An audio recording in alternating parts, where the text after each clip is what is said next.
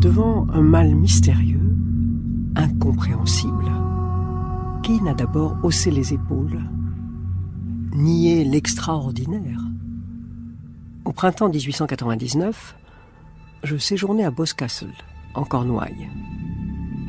C'est ce qui m'a valu d'être la dernière personne à voir Graham Smith avant son très long sommeil. J'étais loin de me douter que ce jeune homme aux yeux hagards, aux joues sillonnées de larmes, deviendrait un jour une légende. Loin de me douter que le monde entier se mettrait à l'appeler le dormeur. Il est vrai que nous étions dans la contrée du roi Arthur. Les ruines du château de Tintagel étaient proches. Je songeais à ces légendes de rois endormis qui se réveilleront un jour pour rétablir la grandeur d'un pays. Mon carton à dessin sous le bras, je remontais le sentier qui mène aux grottes. Ça ne va pas? Je peux pas dormir. Du tout? J'ai pas dormi depuis 6 jours. Il était assis sur un promontoire rocheux et se penchait sur le vide de façon inquiétante. Vous avez vu un médecin? Oui, mais les médicaments qu'on me prescrit, ils détraquent mon système nerveux, alors j'ose pas les prendre.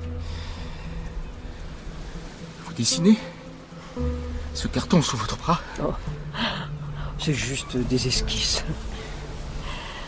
Catherine Isbister, aquarelliste obstinée. Graham Smith. Je n'ai jamais souffert d'insomnie, mais vous avez essayé un peu d'exercice? Je ne fais que ça. Je longe la côte depuis Newquay, jour après jour. Ça n'a fait qu'ajouter de la fatigue musculaire à ma fatigue mentale.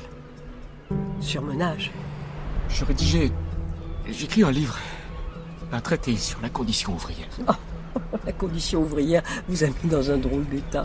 Depuis 6 jours, depuis que j'ai achevé mon livre, toutes mes idées sur le socialisme, l'état du pays, tout ça tourbillonne sans cesse dans mon crâne. C'est un torrent de pensées qui ne vont nulle part et me mènent droit... Droit où? Au gouffre. Vous devez dormir. Graham, vous avez juste un très grand besoin de sommeil.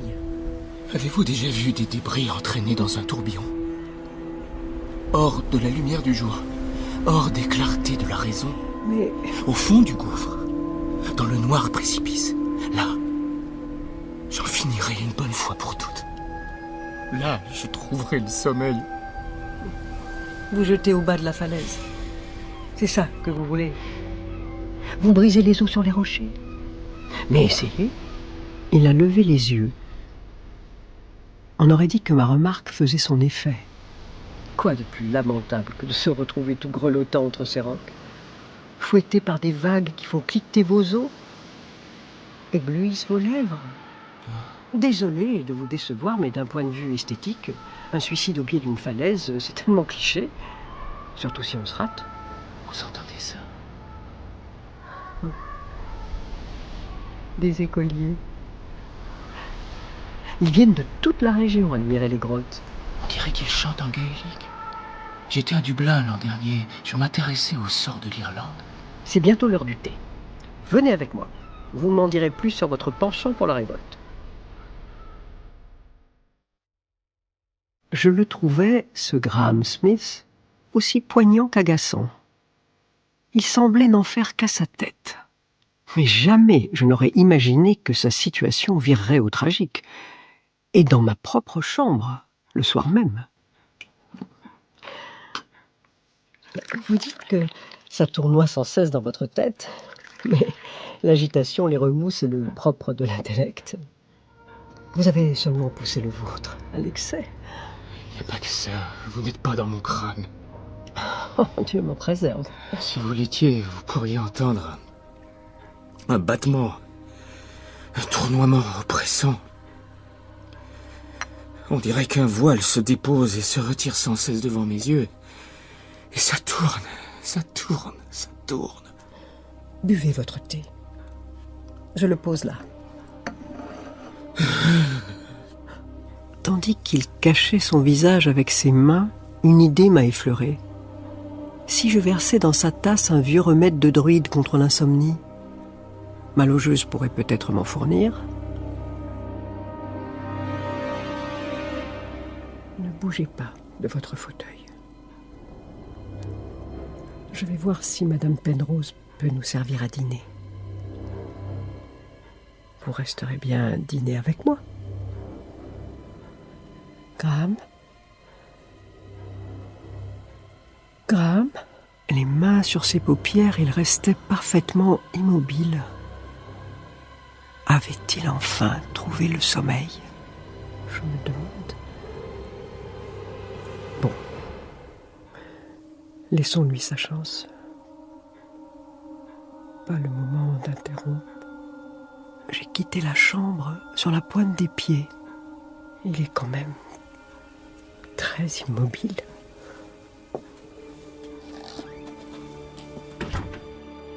Je suis restée un peu dans le jardin. À travers la fenêtre, par-dessus les capuchons de moine, leurs pétales ressemblaient à des têtes tournées en tous sens, je pouvais observer Graham. Madame Isbister, il y a un jeune homme dans votre chambre? Madame Penrose, je vous explique, il est convalescent. Convalescent? Il vient seulement de s'endormir après 6 nuits de veille. 6 nuits de veille? Pourrez-vous servir le dîner dans ma chambre? Ce n'est pas habituel. Je vais voir ce que je peux vous préparer. Il doit me rester du Welsh et de la tarte aux pommes. Mais ce n'est pas habituel. Quand les premières chauves-souris sont apparues, j'ai regagné ma chambre. C'était l'heure où les marins poussent la chansonnette. De quoi réveiller un... J'ai soulevé la lampe.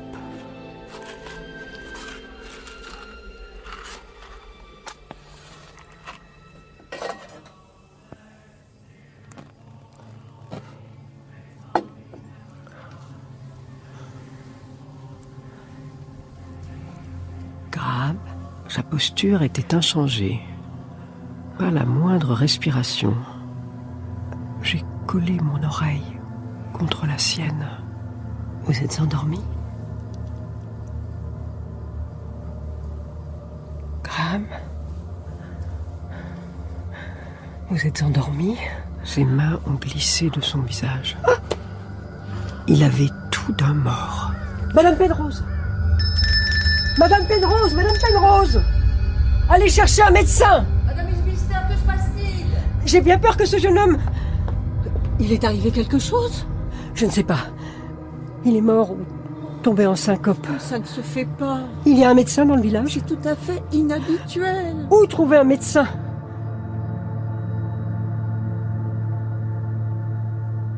À l'heure où je rédige ces mémoires, il y a peu d'espoir que Graham se réveille un jour. En tout cas, de mon vivant. Mais en refermant ce chapitre de ma vie, cette brève rencontre avec Graham Smith, je me dois de noter qu'elle a coïncidé avec le début de la période la plus créative de mon existence. Ma visite des grottes de Pintargun et, semble-t-il, ma rencontre avec le dormeur ont décidé de l'orientation ultérieure de ma peinture. L'inconscient, le sommeil, la transe y ont pris une place décisive. Et je n'ai plus jamais regardé en arrière. J'admirais vos toiles. Celle-ci semble la plus ancienne. Les grottes de Pintargun. Elles datent de l'année où Graham est tombé en catalepsie. 1899. 31 ans après, il dort encore. Si on peut appeler ça dormir. Au sujet de Graham... Il n'est jamais loin de mes pensées. Vous savez, même si je ne suis pas allé le voir depuis, à quoi ressemble-t-il aujourd'hui? Oh, toujours dans son caisson transparent à l'Académie royale de médecine, en longue chemise blanche, avec des marques d'injection sur le bras. Pas mort le moins du monde, et pas vivant non plus. Le cas de catalepsie le plus long de l'histoire médicale. Pensez qu'il n'a entendu parler ni de la guerre, ni de la révolution bolchevique. Elle l'aurait pourtant captivé. ni du krach de l'an dernier. Justement... Allez-vous me dire, mon cher Warming, que Graham, même s'il n'en a cure, est ruiné comme tout le monde? Justement non. Depuis que vous m'avez chargé, il y a bientôt un quart de siècle, de former un trust au nom de Graham Smith, sa fortune, modeste à l'origine, n'a fait qu'augmenter. Le krach d'octobre lui a largement profité. Je venais de tout revendre pour investir dans l'automobile et le pétrole. Oh, le temps joue de ses tours. Graham, s'il se réveille un jour, se réveillera riche. C'est d'une ironie. Lui qui écrivait des pamphlets socialistes. Et s'il se réveille... Les médecins qui l'ont examiné pensent que sa léthargie pourrait durer des décennies encore. Nous devons en tenir compte. Imaginez si ses intérêts tombaient entre les mains de... Vous voulez dire son argent? Le trust ne le protège-t-il pas? Avec le temps, un organisme privé peut être sujet à des dissensions. Des querelles intestines qui... Allons. Mais tandis qu'une fondation ou une institution publique... À quelle institution faites-vous confiance, Warming? Même l'Académie royale de médecine ne veut plus s'encombrer du corps de Graham, le dormeur, comme ils l'appellent. Pour eux, il n'a même plus de nom. Il est vrai que son sommeil soulève des questions épineuses. Et qu'en sera-t-il de son réveil? Je donnerais tout pour être là, le jour de son réveil. Juste pour entendre ce qu'il aurait à dire sur le monde tel qu'il va. Oh, je serais curieux de le savoir, Madame Isbister. Mais il est probable que ni vous, ni moi... Moi, dont le terme est si proche. Ne le verrons s'éveiller. Ou qui sait? Qui sait? Peut-être ne s'éveillera-t-il jamais. Peut-être traversera-t-il les âges pour finir par s'éteindre sans avoir profité d'aucun. Für dich eingesetzt habe, dass ich anständig gegen Furien entstehe. Wenn ja... Diplomatique de ces dernières heures pour éviter les hostilités. À Londres, l'Académie royale de médecine vient d'approuver le transfert du corps de Graham Smith. Cet homme entré en catatonie il y a 40 ans et dont les fonctions vitales restent intactes. Son corps a donc été transféré à un organisme privé, le Smith Trust, déjà chargé d'administrer sa fortune, estimée aujourd'hui à 10 millions de livres sterling. So, an extraordinary night of euphoria in Berlin within hours of East Germany's decision to let its people go au sommet by du opening mur the de borders to the Berlin. west. Toujours aucun signe d'éveil pour Graham Smith, le dormeur qui fête aujourd'hui ses 120 ans dans les caissons à oxygène qu'il abrite. Le Smith Trust, qui gère un fonds d'investissement évalué aujourd'hui à 1 milliard de livres sterling, s'est abstenu. Today, our fellow citizens, our way of life, our very freedom came under attack in a series of deliberate, Wir haben so vieles deadly geschafft, wir schaffen das. terrorist acts. Wir schaffen das und wo uns etwas im Wege steht, muss es überwunden. Et nous sommes le 5 octobre 2032, il est 8h, le journal de Natacha Triou. Bonjour Natacha. Bonjour Guillaume, bonjour à toutes, bonjour à tous. Il aurait 163 ans s'il se réveillait aujourd'hui. Mais le Britannique Graham Smith, entré en léthargie à la fin du 19e siècle, reste plongé dans le sommeil. À force d'investissements lucratifs, notamment dans le secteur des éoliennes, la fondation privée qui gère sa fortune serait aujourd'hui la plus riche du monde. Elle n'a pas souhaité répondre à nos questions. L'intelligence artificielle.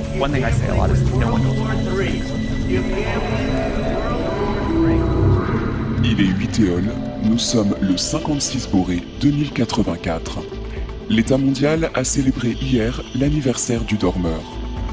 À cette occasion, les éoliennes de toutes les nations se sont figées pendant une ondée avant de se remettre en mouvement. Dans le hall de l'Atlas, le concile a choisi cette date, le 215e anniversaire du dormeur, pour présenter un nouvel exosquelette baptisé Graham 4.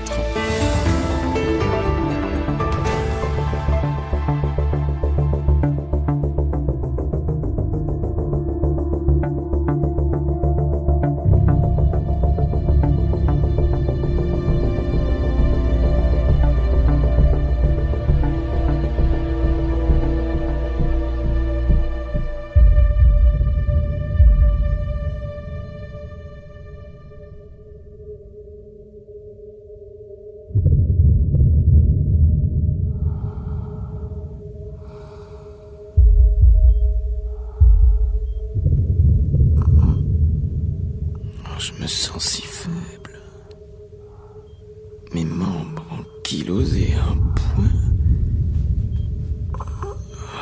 J'ai dû dormir au moins 6 jours pour avoir les membres aussi.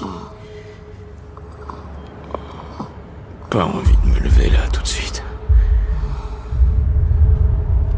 Tiens, un murmure de galets sous les vagues. Ah oui, ça me revient. Les Cornouailles.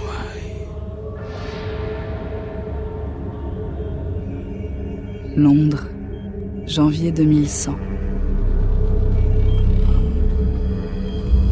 Le jour où tu t'es réveillé, personne ne s'y attendait. Et certainement pas toi, le premier concerné. Tu avais dormi pendant 2 siècles. Mais ton corps, ton esprit, ta mémoire étaient restés tels qu'en 1899, lorsque tu avais mystérieusement perdu connaissance à Boscastle, un village des Cornouailles. Et maintenant, tes yeux s'ouvraient. Les yeux d'un jeune homme de 30 ans. Quelle heure est-il? Je ne reconnais pas la lumière du matin. Pourquoi c'est si lisse sous ma main?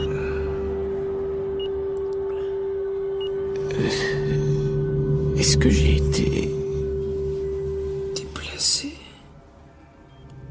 Où est-ce que je suis? Jamais vu cet endroit. Je suis tout nu. Tu parlais à haute voix, mais dans cette vaste pièce en rotonde, il n'y avait personne pour te répondre.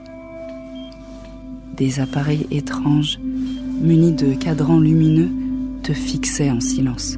On m'a transporté ici, dans mon sommeil. C'est bientôt l'heure du thé. Venez avec moi. Vous m'en direz plus sur votre penchant pour la révolte. L'aquarelliste sur la falaise. Elle n'est plus là.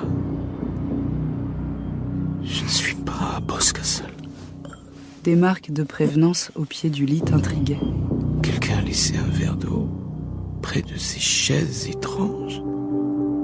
J'ai faim et soif. Ça revigore. Ce n'est pas de l'eau. Ça recaque mieux que 10 tasses de café. Les chaises blanches, avec leurs formes recourbées, faisaient penser à des cygnes qui se prélassent.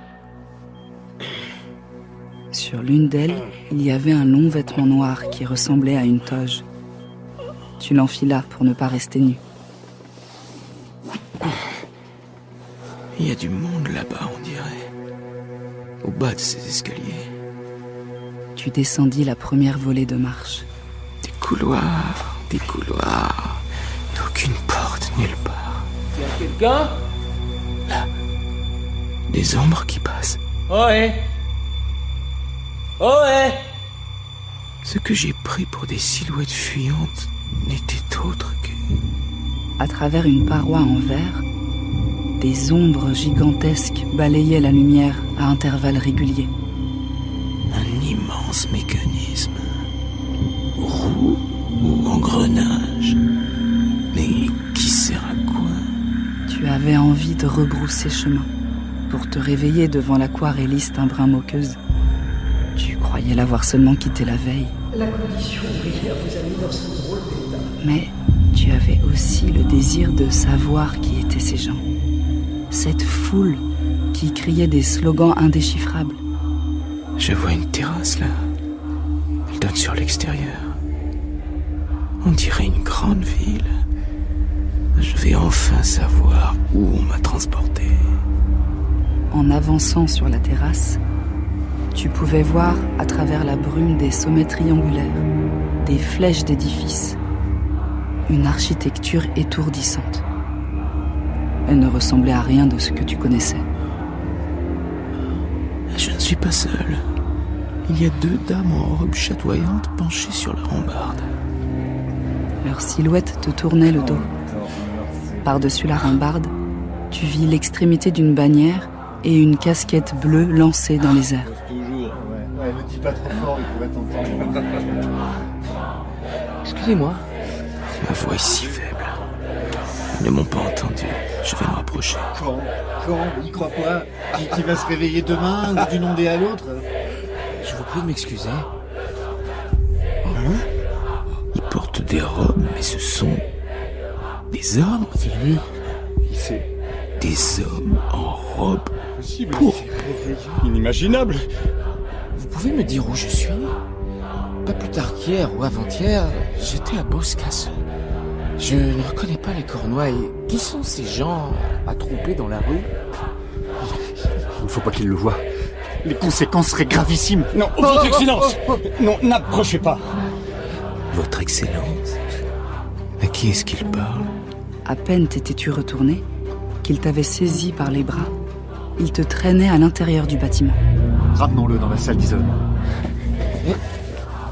Qui lui a donné cette robe noire? Elle ne vient pas du concile. Vite, il est encore temps. Encore temps d'éviter une catastrophe. Non, laissez-moi, j'ai le vertige. Oh. Il est en train de s'évanouir. Soulève-le par les jambes. Par les jambes, je te dis. Tu basculais en arrière, et des tours infinies, des édifices grandioses entraient dans ton champ de vision. Où était l'horizon? La verticale? Ton cerveau n'avait plus de repères. Ces tours étaient longues comme des tunnels. Les passerelles qui les reliaient ensemble ressemblaient elles-mêmes à des tours, à d'interminables lignes de fuite se croisant en tous sens. Quel rêve étrange. Inexplicable. Mais tout va rentrer dans l'ordre. Il suffit que je me réveille. Que je me réveille pour de bon. Mais qu'est-ce qui a provoqué son réveil? Personne ne se trouvait avec lui. Mais comment est-ce possible? Ils m'ont ramené sur le matelas.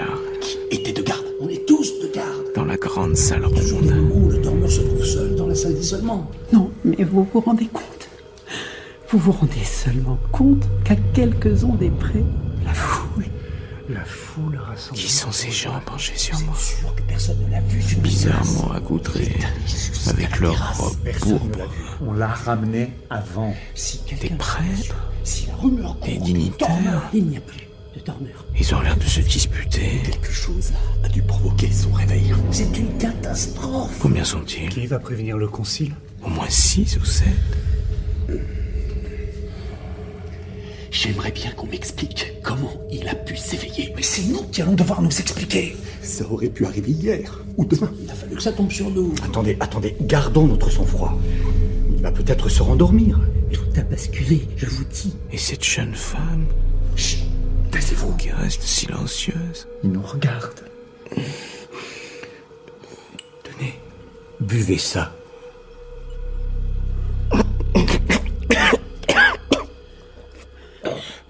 Vous n'auriez pas dû sortir, Excellence. Vous n'auriez pas dû vous aventurer seul. Je suis où? Vous avez dormi un très long sommeil. On ne sait même pas qui prévenir. Il n'y a aucune procédure. C'est d'une gravité. Est-ce que vous pourriez envoyer un câble à William Guest, mon cousin? Il habite au 27 Chancery Lane. Aucune chance qu'il se rendort. Quelqu'un doit prévenir le concile. Est-ce que vous pourriez... Il demande quelque chose. Écoutez-le, il est en train de demander quelque chose. La jeune femme qui venait de parler se trouvait un peu en arrière des autres. Elle avait des cheveux raides et noirs, et l'intensité de son regard immédiatement te frappa. C'est à elle que tu adressas ta requête. Un câble? Il veut dire un télégramme électrique. Mais comment elle sait ça? J'ai étudié son époque. Mon époque? Je crains qu'il soit difficile de câbler à votre cousin. Il n'est pas à Londres en ce moment. Mais ne vous en faites pas. Vous avez dormi très longtemps. Combien de temps? Plus de quelques mois? Quelques années? Beaucoup plus que ça. Mais combien? Plus d'une douzaine d'années. Une quoi? Il ignore le système duodécimal, évidemment. Mais arrêtez de le torturer. Dites-lui la vérité. Puisque son Excellence désire savoir, vous venez de vous réveiller après 2 siècles de léthargie. Ça n'a pas de sens. Une léthargie ne dure pas 200 ans. Il y a encore quelques jours, j'étais à Boscastle, en Cornouailles. Vous y étiez, en effet. On vous a transporté ici pendant votre sommeil. L'auberge de Madame Penrose a été conservée. De nos jours, c'est un lieu de pèlerinage. J'étais avec une dame, l'aquarelliste. Mais si c'était il y a 200 ans, tous les gens que je connais, toutes les personnes que j'ai vues ou auxquelles j'ai parlé avant de m'endormir, quoi, elles sont toutes mortes? Assurément.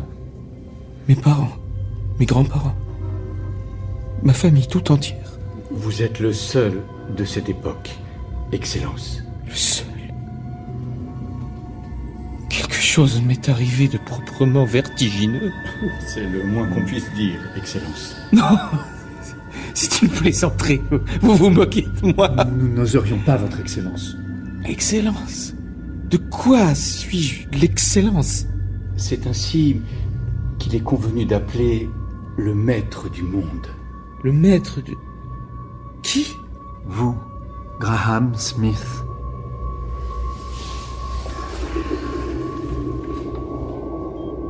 À ce nom, baissant les yeux au sol, tous s'agenouillèrent.